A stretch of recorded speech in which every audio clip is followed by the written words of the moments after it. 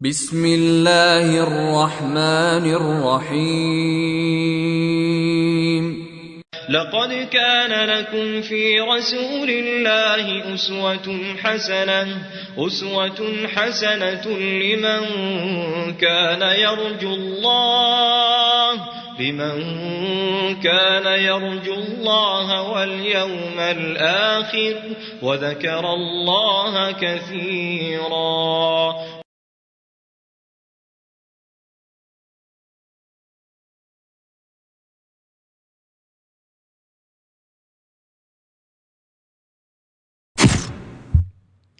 إن الحمد لله نحمده ونستعينه ونستغفره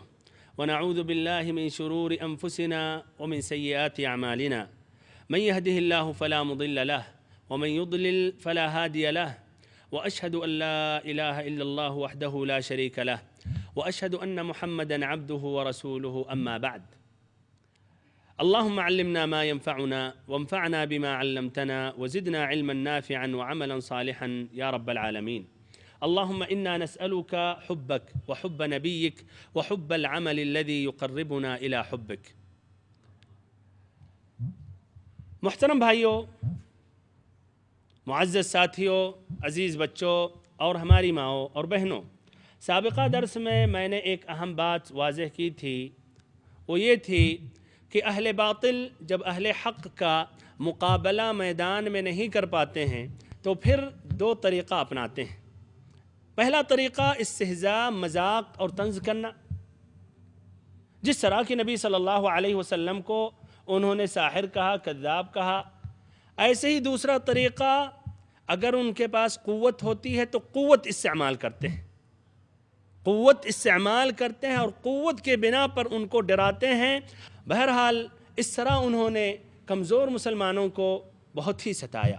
مختلف قسم کی اذیتیں انہوں نے پہنچائیں، اور آپ تعجب اور حیران کریں گے اگر وہ واقعات آپ سنیں گے۔ ایسے واقعات ہیں کہ آپ سننے کے بعد حیران رہیں گے، پریشان ہو جائیں گے، اور بہت سے ایسے واقعات ہیں کہ سننے کے بعد رونگٹے کھڑے ہو جاتے ہیں اور ایسے ہی دل شق ہو جاتا ہے۔ مثلا حضرت بلال رضی اللہ عنہ کا واقعہ۔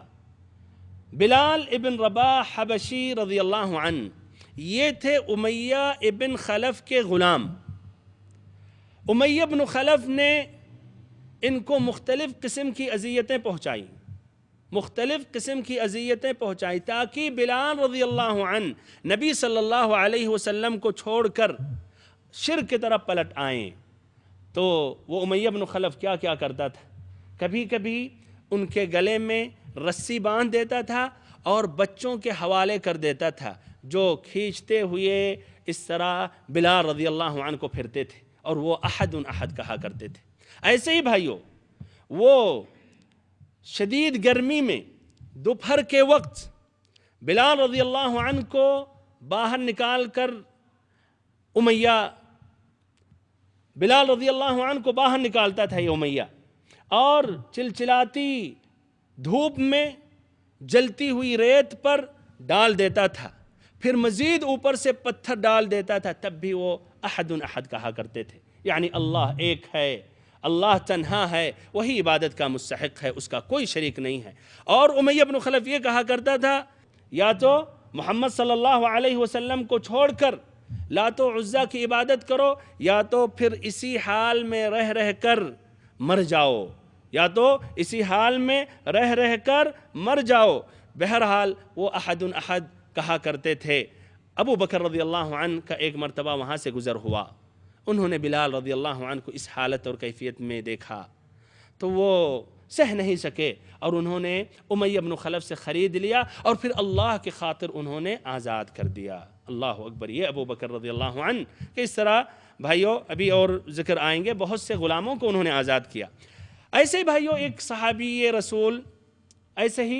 صحابی رسول عامر ابن فہیرہ تھے، ان کو اس قدر مارا جاتا تھا، اس قدر یہ مشرکین مارتے تھے کہ بھائیوں ان کی عقل غائب ہو جاتی تھی، عقل کھو جاتی تھی، عقل جاتی رہتی تھی، اور پھر وہ کیا کہہ رہے ہیں ان کو خود احساس نہیں ہوتا تھا، ان کو پتہ بھی نہیں چلتا تھا، اس قدر مار کی شدت میں۔ ایسے بھائیوں ایک صحابی رسول ابو فقیہہ ہیں، یا ابو فکیہہ، ان کا نام افلح تھا اور یہ قبیلے ازد کے تھے اور قبیلے بنو عبد الدار کے غلام تھے۔ ان کے پاؤں میں لوہے کی بیڑیاں پہنا کر دوپہر کی چلچلاتی دھوپ میں کپڑے اتار کے لٹا دیے جاتے تھے۔ چلچلاتی دھوپ میں کپڑے اتار کے اس ریت پر، جلتی ہوئی ریت پر ڈال دیا جاتا تھا اور پھر ان کے اوپر بڑا سا پتھر لا کے رکھ دیا جاتا تھا کہ ہل نہ سکیں، یہاں تک کہ بھائیوں ان کی عقل کھو جاتی تھی۔ ایسے ہی ایک مرتبہ ان کو بازو سے رسی باندھ کر گھسیٹتے ہوئے نکالا گیا، ان کو باہر نکالا گیا، جلتی ہوئی زمین پر، اس جلتی ہوئی ریت پر ڈالا اور اس کے بعد گلا دبایا گیا۔ اتنا زور سے گلا دبایا گیا کہ سمجھا گیا کہ یہ مر گئے۔ ابو بکر رضی اللہ عنہ وہاں سے گزرے۔ ابو بکر رضی اللہ عنہ نے ان کو خرید لیا اور اللہ کی خاطر انہوں نے آزاد کر دیا۔ ایسے بھائیوں ایک مشہور صحابی ہیں جن کا نام خباب بن الارت، اور ان کا واقعہ مشہور ابن سعد نے اپنی کتاب طبقات میں روایت کی ہے، اور یہ زمانے جاہلیت میں قید ہو کر آئے تھے۔ بنو خزاعہ کی ایک عورت جس کا نام ام انمار بنت سباع تھا خرید لیا تھا، اور یہ خباب بن الارت لوہار تھے۔ انہوں نے جب اسلام قبول کیا تو ان کی مالکن لوہے کا جلتے ہوئے ایک ٹکڑا لے کر آتی اور ان کے پیٹھ پر ڈال دیتی تھی تاکہ محمد صلی اللہ علیہ وسلم سے کفر کریں اور اس دین کو چھوڑ دیں، لیکن تب بھی ان کا ایمان مزید بڑھتے ہوئے چلا جاتا تھا۔ صرف ان کی مالکن یہ اذیت نہیں دیتی تھی بلکہ مشرکین بھی کبھی کبھی ان کا گلا دباتے تھے، گلا ایٹھتے تھے اور بال نوچتے تھے، اور ایسے ہی کئی مرتبہ بھائیوں جلتے ہوئے کوئلوں پر ڈال دیے جاتے تھے۔ ایسے ہی جلتے ہوئے کوئلوں پر ڈال کر سینے پر بھاری پتھر رکھ دیا جاتا تھا تاکہ اٹھ نہ سکے۔ ایسے بھائیوں حضرت زنیرہ رضی اللہ عنہ، یہ صحابیہ، ان کا ایک واقعہ جو دردناک ہے، اور پھر دیکھیے ایک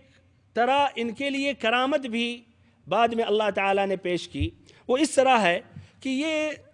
روم کی تھیں، روم کی یہ تھی، ایک رومی لونڈی تھی۔ ان کو اس قدر تکلیفیں دی گئیں، اس قدر اذیتیں دی گئیں کہ یہ اندھی ہو گئیں۔ جب یہ اندھی ہو گئیں تو مزید طنز اور استہزاء کرنے لگے یہ کفار اور مشرکین، کہنے لگے کہ تم پر لات و عزا کی مار لگی ہوئی ہے، یعنی ان کی لعنت تم پر برسی ہوئی ہے اس لیے کہ تم نے ان کو چھوڑ دیا اور یہ محمد صلی اللہ علیہ وسلم کے دین میں داخل ہو گئی ہو۔ بہرحال انہوں نے کہا کہ اللہ کی قسم وہ ہمارا کچھ بھی نقصان نہیں پہنچا سکتے، یہ اللہ تعالیٰ کی طرف سے ہے، اور اگر اللہ تعالیٰ چاہے تو اس کو دور کر دے۔ سبحان اللہ۔ صبح ہوئی تو دوبارہ دیکھنے لگی، دوبارہ ان کی نگاہ واپس ہو گئی۔ اس پر دیکھ کر وہ کفار اور مشرکین حیران ہو گئے، ایمان لانے کے بجائے کہنے لگے کہ یہ محمد صلی اللہ علیہ وسلم کا جادو ہے۔ بہرحال ایسے ہی بنو عدی کے عمرو بن مؤمل کی ایک لونڈی تھی، ان کو عمر بن الخطاب رضی اللہ عنہ اسلام قبول کرنے سے پہلے ان کو تکلیفیں دیتے تھے اور مارتے تھے، اس قدر مارتے تھے، اس قدر مارتے تھے کہ مار مار کے جب خود تھک جاتے تھے، جب خود اکتا جاتے تھے تو کہتے تھے کہ میں نے اس لیے چھوڑا ہے،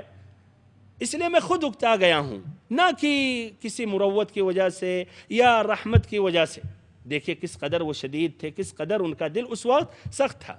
بہرحال اس طرح اور بھی متعدد واقعات ہیں۔ عمار بن یاسر رضی اللہ عنہما کا یہ واقعہ ان کو اور ان کے والدین کو کس قدر بنو مخزوم جن کے یہ حلیف تھے انہوں نے سزائیں دی۔ یہ پورے خاندان کو، یعنی عمار بن یاسر اور ان کے والد، ان کی والدہ کو نکالتے تھے دھوپ میں، سخت دھوپ میں، جلتی ہوئی ریت پر، اور اس طرح اس دھوپ سے ان سبھی کو تپاتے تھے۔ آپ صلی اللہ علیہ وسلم کا ان سے گزر ہوتا تھا تو آپ کہتے تھے صبراً یا آل یاسر فإن موعدکم الجنہ اللہم اغفر لآل یاسر، کہ آل یاسر صبر کرو، تمہارا ٹھکانہ جنت ہے، اے اللہ آل یاسر کو بخش دے۔ اس قدر یہ عذابیں سہتے رہے یہاں تک کہ عمار بن یاسر کے والد یعنی حضرت یاسر رضی اللہ عنہ چل بسے اور ان کا انتقال ہو گیا۔ اور عمار بن یاسر کی والدہ سمیہ بنت خیاط یہ بھی بوڑھی ہو چکی تھیں، کمزور تھیں، تب بھی وہ ابو جہل وہ کمبخت اللہ کا دشمن اور اللہ کے رسول کے دشمن کو ترس نہیں آیا، نیزہ سے ان کی شرمگاہ میں مارا جس سے وہ شہید ہو گئیں، اور وہ اسلام میں سب سے پہلے شہید ہوئی ہیں۔ پھر عمار بن یاسر رضی اللہ عنہ کو مختلف قسم کی اذیتیں دینے لگے، یہاں تک کہ برداشت کے باہر یہ اذیتیں ہو گئیں۔ کبھی ان کو زرہ پہنا کر سخت دھوپ میں بیٹھاتے، کبھی ان کو پانی میں ڈبو دیتے، کبھی ان کو بھاری پتھر لا کے ان کے اوپر رکھ دیتے،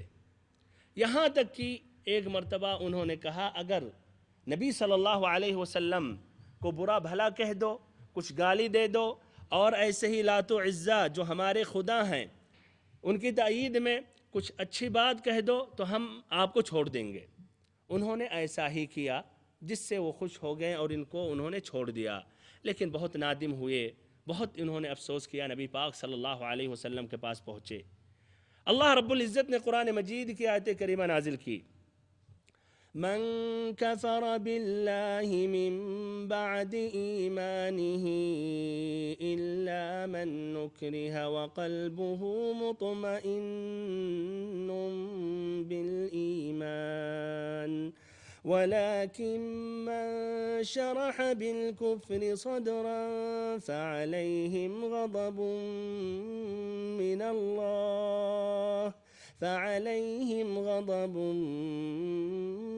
الله وَلَهُمْ عَذَابٌ عَظِيمٌ، کہ جس شخص کے دل میں ایمان بھرا ہوا ہے اور پھر مجبوری کے تحت کفر کہے یا کفری بات نکالے ظاہر کرے تو وہ کافر نہیں، بلکہ کافر وہ شخص جس کے دل میں کفر بھرا ہو، ایسا شخص یہ عذاب کا مستحق ہے، بلکہ اللہ کا غضب اس پر ہے۔ ایسے ہی بھائیو حضرت مصعب بن عمیر رضی اللہ عنہ جو نہایت ہی نعمت و ناز میں پلے تھے، انہوں نے جب اسلام قبول کیا تو انہی کے والدہ نے ان کا کھانا پانی بند کر دیا اور گھر سے باہر کر دیا، چنانچہ سانپ کی کچلی کی طرح ان کی چمڑی ادھڑ گئی۔ ایسے ہی حضرت صہیب ابن سنان رضی اللہ عنہ، صہیب الرومی رضی اللہ عنہ، ان کو بھی مختلف قسم کی اذیتیں دیتے رہے، یہاں تک کہ بھائیو ان کی عقل کھو بیٹھی اور پھر ان کے سمجھ میں نہ آتی کہ کیا ان سے کہا جا رہا ہے یا یہ خود کیا کہہ رہے ہیں۔ ابو جہل کا حال یہ تھا کہ جب اس کو کسی معزز، کسی شریف، کسی بچاؤ کی طاقت رکھنے والے کے اسلام لانے کی خبر ملتی تو اس کے پاس پہنچتا اور ڈانٹتا، پھٹکارتا اور دھمکیاں دیتا کہ مال و عزت کی بہت نقصان میں پہنچاؤں گا، اور اگر وہ کمزور ہوتا اسلام لانے والا تو خود مارتا، جرأت دے کے خود مارتا اور دوسروں کو بھی شہ دیتا، دوسروں کو بھی مارنے کے لیے کہتا۔ ہمارے بھائیوں اس طرح اکثر کمزور جو مسلمان تھے ان کو زیادہ سے زیادہ اذیتیں پہنچائی گئی۔ رہی بات جو شریف قسم کے لوگ جو اسلام لاتے تھے تو ان کو اذیت پہنچانے میں ذرا سوچنا پڑتا، جلدی جرأت نہیں کرتے عام قسم کے لوگ، لیکن ان پر جرأت وہی کرتے جو ہم پلہ لوگ رہتے، وہ بھی انہی کے طرح بڑے رہتے، وہ بھی انہی کے طرح یعنی شریف خاندان سے رہتے اور وہ بھی ان کے مرتبہ پہ رہتے۔ بہرحال یہ تھا مسلمانوں کے متعلق۔ رہی بات نبی پاک صلی اللہ علیہ وسلم کے متعلق ان کے ساتھ مشرکین کا کیا رویہ تھا، تو اللہ اکبر، اللہ رب العزت نے آپ صلی اللہ علیہ وسلم کو ایسا رعب اور ایسا شرف اور وقار دے رکھا تھا کہ لوگ زیادتی کی جرأت نہیں کر پاتے تھے، زیادتی کی جرأت نہیں کر پاتے تھے۔ اور ساتھ ساتھ ابو طالب جو آپ کے چچا تھے آپ کی مکمل حفاظت کرتے اور آپ کی مدد کرتے، اور ابو طالب بھی ایک سردار تھے، ایک اونچا مقام ان کا تھا، ان کی بات مانی جاتی تھی قریش میں۔ بہرحال تو اس طرح نبی پاک صلی اللہ علیہ وسلم کو آسانی سے عام قسم کے لوگوں نے تکلیفیں نہیں دیں۔ اب اس میں جو فائدے ہیں، عبرتیں ہیں، نصیحتیں ہیں، وہ میں ذکر کر رہا ہوں۔ پہلا فائدہ، پہلا سبق یہ ہے کہ اللہ رب العزت کی عظیم نعمت ہے ہم اور آپ پر، جس نے ہمیں یہ امن، سکون اور ایسے ہی یہ اسباب مہیا کیا جس کے بنا پر ہم اللہ تعالیٰ کی عبادت آسانی سے کر لیتے ہیں۔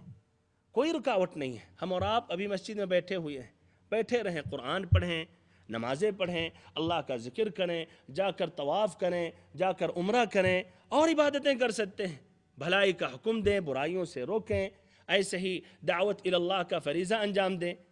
ہمارے بھائیوں، یہ باتیں، یہ عبادتیں آسانی سے، یا یہ عبادتیں آسانی سے وہ صحابہ کرام مکی دور میں نہیں ادا کر پاتے تھے، اور ابھی بھی بہت ہیں وہ مسلمان اس روئے زمین پر جو امن یا سکون یا مکمل اطمینان کے ساتھ عبادتیں نہیں ادا کر پاتے ہیں۔ تو اگر اللہ تعالیٰ نے ہمیں یہ سہولتیں میسر کی ہیں، اگر اللہ تعالیٰ نے ہمارے لیے یہ سہولتیں میسر کی ہیں، تو ہمیں استفادہ کرنا چاہیے اور زیادہ سے زیادہ اللہ کی عبادت کرنی چاہیے اور ساتھ ساتھ اللہ کا شکر کرنا چاہیے۔ دوسرا فائدہ یہ ہے، یہ دنیا آزمائش اور امتحان کی زندگی ہے، اور یہ دنیا معیار نہیں ہے کہ جس کو اللہ تعالیٰ نے دنیا دی اور وہ خوشحال ہے تو اللہ تعالیٰ اس سے راضی ہے، یا اگر اللہ تعالیٰ نے کسی کو دنیا سے یا دنیاوی امور سے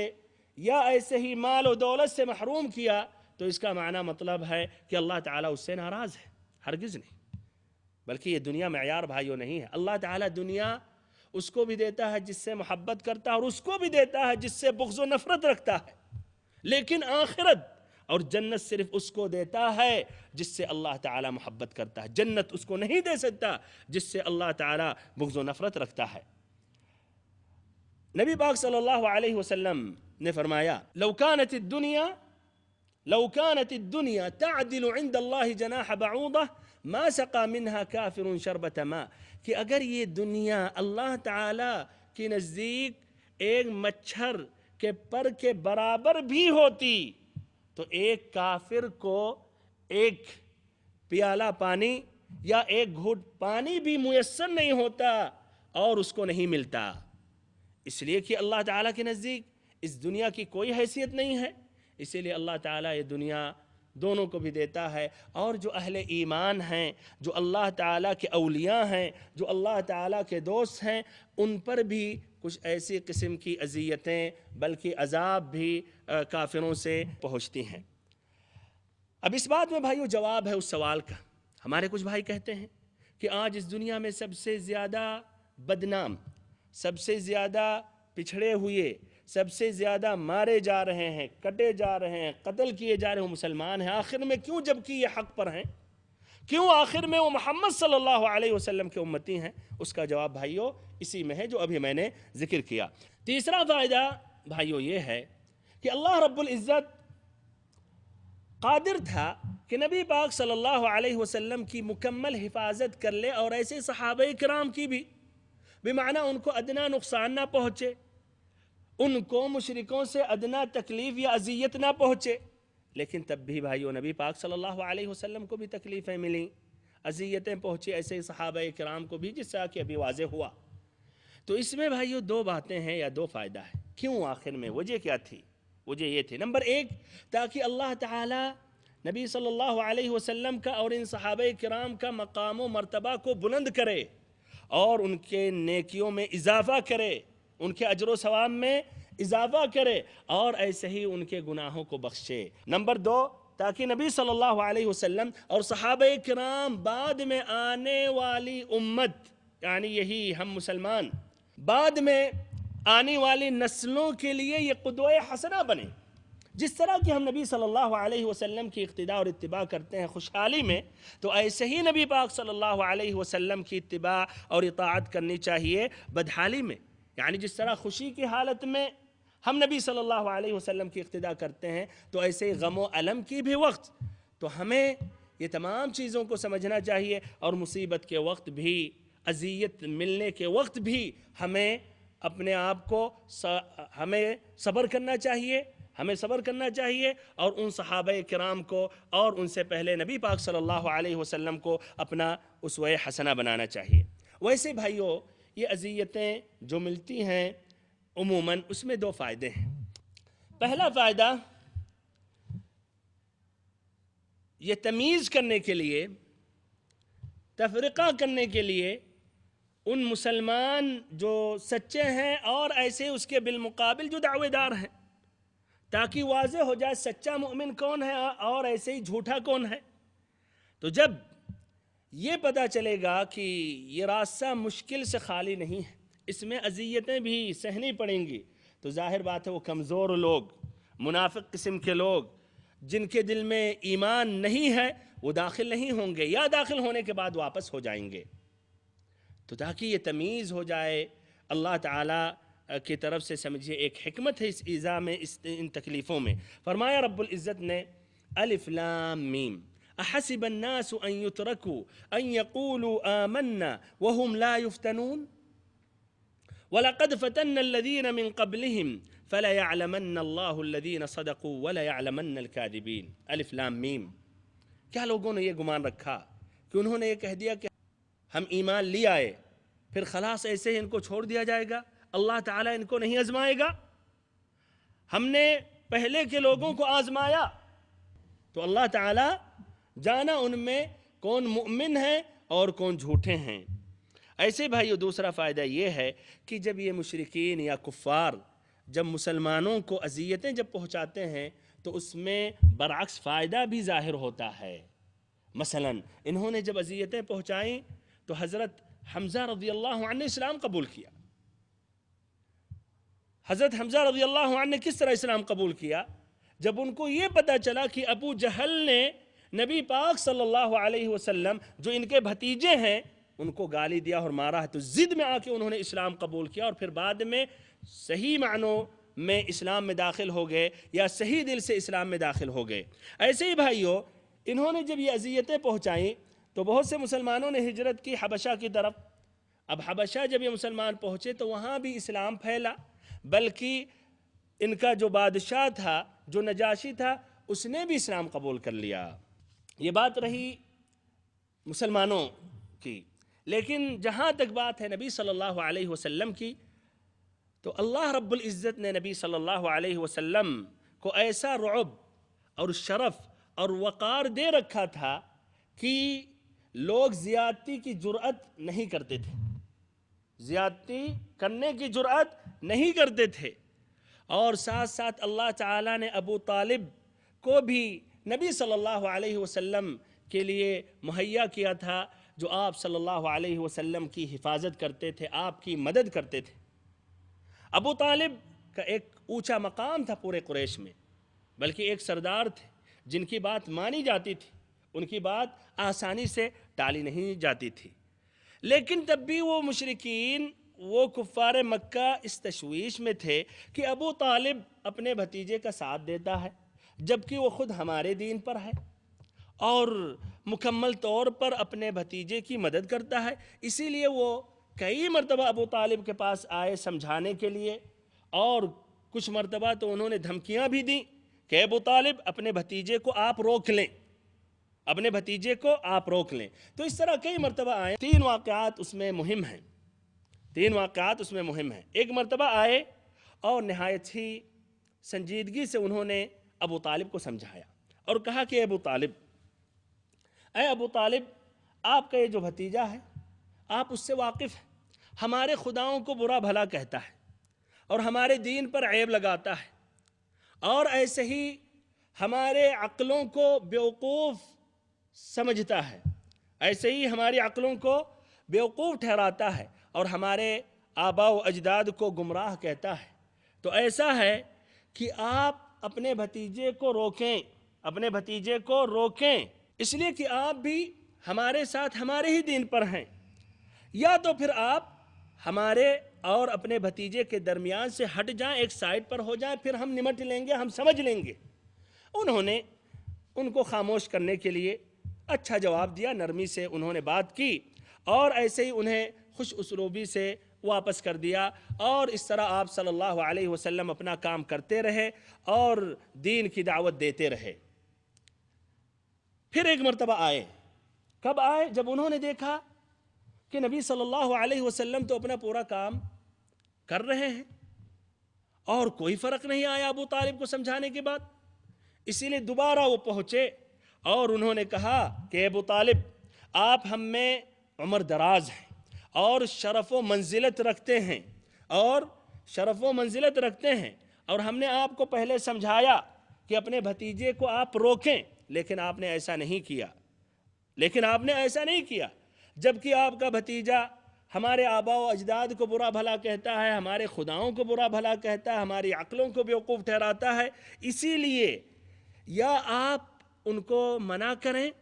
یا آپ انہیں روکیں، یا تو پھر ہم آپ کے اور ان کے دونوں کے مقابل اتر پڑیں گے، ٹوٹ پڑیں گے، اور اس وقت تک نہیں ٹلیں گے جب تک نہ دونوں فریقوں میں سے ایک فریق کا خاتمہ نہ ہو جائے۔ ہمارے بھائیوں، یہ اسلوب ان کا اس مرتبہ سخت تھا اور حقیقت میں انہوں نے دھمکی دی اور چیلنج کی، اسی لیے اس بات سے متاثر ہو گئے ابو طالب، اور یہ چیلنج بڑا بھاری محسوس ہوا ابو طالب کو۔ تو انہوں نے نبی صلی اللہ علیہ وسلم کو بلایا اور سمجھایا، اور یہ بات بھی انہوں نے سنائی۔ پھر کہا کہ اب مجھ پر اور اپنے اوپر رحم فرماؤ، اب اپنے اوپر اور مجھ پر رحم کرو اور میری طاقت سے زیادہ مجھ پر بوجھ نہ ڈالو۔ آپ صلی اللہ علیہ وسلم نے جب ان کی یہ کمزوری دیکھی تو آپ نے کہا، اگرچہ سند کے اعتبار سے اس میں کلام ہے، صحیح نہیں ہے، لیکن سیرت میں ذکر کیا جاتا ہے، آپ نے فرمایا، یا عم واللہ لو وضع الشمس فی یمینی والقمر فی یساری على ان اترک هذا الامر حتى يظہرہ اللہ او اہلک فیہ ما ترکتہ، کہ اے ہمارے چچا، اللہ کی قسم، اگر سورج ہمارے داہنے ہاتھ پر رکھ دیں اور چاند بائیں ہاتھ پہ رکھ دیں کہ میں یہ چھوڑ دوں، اللہ تعالیٰ کی طرف دعوت نہ دوں، تو میں نہیں چھوڑ سکتا، یہاں تک کہ یا تو اللہ تعالیٰ اپنے دین کو غالب کر دے یا تو میں اسی راستے میں ہلاک ہو جاؤں۔ پھر آپ صلی اللہ علیہ وسلم کے آنکھوں سے آنسو ظاہر ہو گئے، آپ کے آنکھوں سے آنسو نکل پڑے اور آپ صلی اللہ علیہ وسلم رو پڑے۔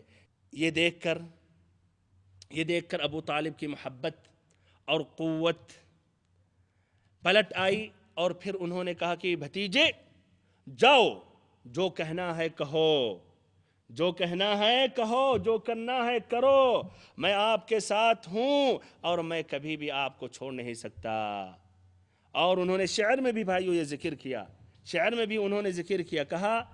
واللہ لن يصلوا إليك بجمعهم حتى أوسد في التراب دفينا فاصدع بأمرك ما عليك غضاضة وابشر وقر بذاك منك عيونا۔ والله لن يصلوا إليك بجمعهم حتى أوسد في التراب دفينا فاصدع بأمرك ما عليك غضاضة وابشر وقر بذاك منك عيونا، کہ اللہ کی قسم آپ صلی اللہ علیہ وسلم تک ہم ان کو نہیں پہنچنے دیں گے، چاہے جتنی بھی وہ کوشش کر لے، آپ تک ہم ان کو نہیں پہنچنے دیں گے، یہاں تک کہ میں